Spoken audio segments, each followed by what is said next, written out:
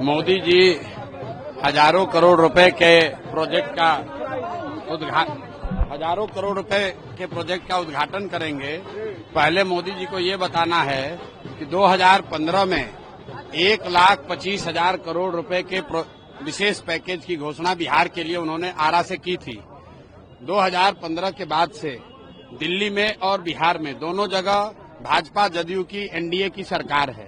तो मोदी जी को और उनके सहयोगियों को ये बताना चाहिए कि 2015 के बाद क्या मोदी जी ने 1,25,000 करोड़ का पैकेज बिहार को भेजा कि नहीं भेजा। अगर भेजा तो वहाँ काम कहाँ हुआ। दो ही बात हो सकती है, या तो मोदी जी ने वो 1,25,000 करोड़ का पैकेज भेजा नहीं, या फिर उन्होंने भेजा और उनके डबल इंजन की सरकार ने बिहार में उस पैसे को लूट लिया। तो पहले ये बताना चाहिए कि 1,25,000 करोड़ का पैकेज का क्या हुआ, उसके बाद ही कोई नई घोषणा करने का कोई महत्व है, वरना जनता इन बातों को बहुत गंभीरता से नहीं लेगी।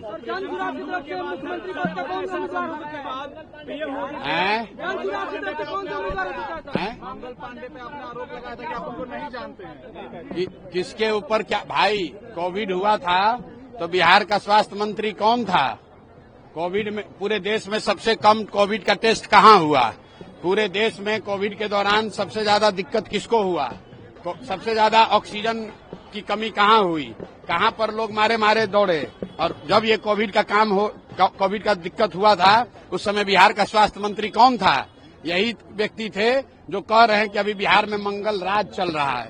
तो बिल्कुल ठीक बात है, मोदी जी के शब्दों में देश में अमृतकाल चल रहा है और भाजपा के नेताओं के और विधायकों के अनुसार यहाँ बिहार में मंगल राज चल रहा है। लेकिन जनता जो है वो त्रस्त है। मंगल राज नेताओं के लिए मंगल है और पूरी जनता के लिए लोग अमंगल का काल चल रहा है। इसलिए हमको सबूत की जरूरत नहीं है। एक एक बिहार का बच्चा जानता है कि ये कॉटन बैंडेज बेचने वाले और उसमें कमीशन लेने वाले लोग हैं। ये प्रशांत किशोर से सबूत मांगने का दम इनमें नहीं है।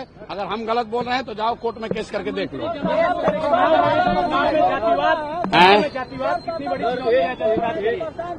मंगल पांडे को टारगेट कर रहा है। छोड़िए ना यार। अरे इससे पहले एक और यहाँ मंत्री हैं, उगाही मंत्री, उसको बोले तो बोला आपको इनको लीगल नोटिस भेजेंगे। जरा जाके पूछिए भैया कहाँ नोटिस भेजे। प्रशांत किशोर ये धमकी से डरने वाले नहीं है। इसी बिहार में 3 बरस से पैदल चल रहे हैं। यहाँ पर जो मुखिया होता है जीत जाता है तो 4 को सिपाही लेके चलता है। प्रशांत किशोर 3 बरस से गांव गांव चल रहे हैं और एक हवलदार सिपाही लेकर नहीं चलते हैं। किसी से डरते नहीं हैं। ये भ्रष्ट लोग हैं, ये चोर बदमाश लोग जो जनता को लूटा है वो प्रशांत किशोर को डरवा नहीं सकता है। जितना एफआईआर करना है कर दो, जितना लीगल नोटिस भेजना है भेज दो। जो ये बिहार की एक एक जनता जानती है कि ये लोग भ्रष्ट हैं, जनता को लूट रहे हैं। बिहार के एक एक आदमी से पूछ लीजिए, कोई ऐसा सरकारी काम नहीं है जिसमें बिना घूस दिए हुए, बिना पैसा दिए हुए काम हो सकता है।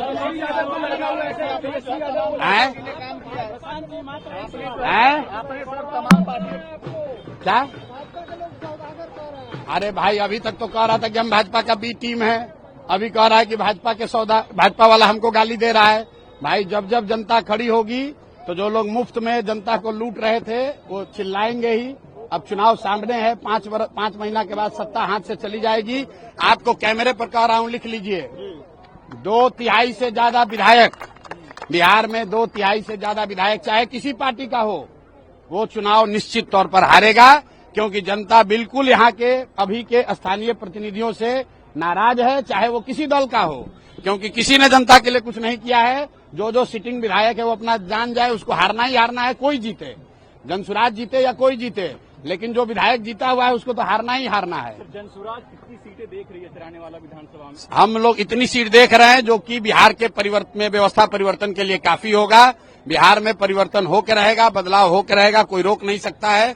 क्योंकि बिहार के लोग चाहते हैं कि यहाँ बच्चों के लिए शिक्षा हो, रोजगार हो, पलायन रुके, भ्रष्टाचार खत्म हो। बहुत हो गया जाति पाति, बहुत हो गया मंदिर मस्जिद, जो होना था हो गया। अभी बिहार का चुनाव है, हम लोग बिहार में चाहते हैं कि बच्चों के लिए शिक्षा रोजगार हो।